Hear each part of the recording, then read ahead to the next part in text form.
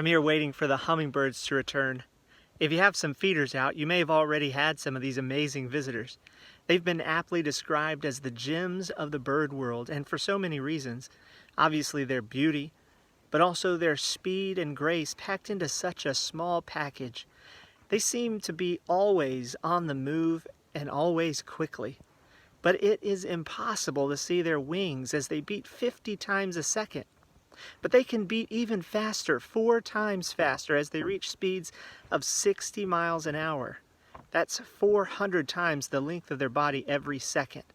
This makes hummingbirds the fastest vertebrate relative to its size. If we could move the same body length per second, we would easily surpass Mach 3. All of this speed helps them find the food they're after. Though the smallest of the hummingbird weighs less than a penny, they can eat 2 to 3 times their body weight every day. They have to do that to keep up their high metabolism.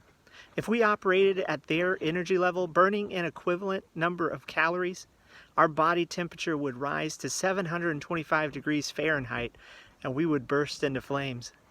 Assuming we could keep our temperature from rising, we'd face another problem. Just like the hummingbird, we would starve in a number of hours. The hummingbird needs an almost constant supply of fuel to burn. But have you ever seen one at night? Hummingbirds have terrible night vision. They don't feed at night. Why haven't they all starved by morning?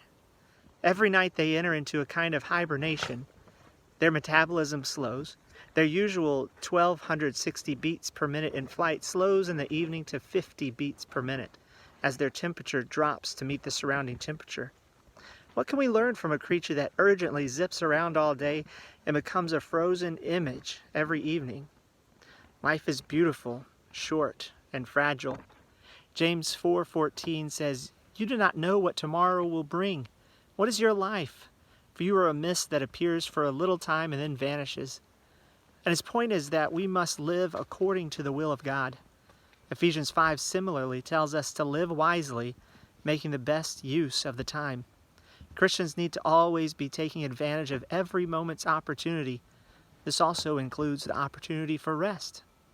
In Mark 6:31, after the apostles returned from work, Jesus told them, "Come away by yourselves to a desolate place and rest a while." A hummingbird in the evening is so shut down, you could walk up to it and touch it and it would not wake up. Many birds slide around the perch they're on and hang upside down on the branch until morning. This kind of rest requires trust in the safety of your surroundings.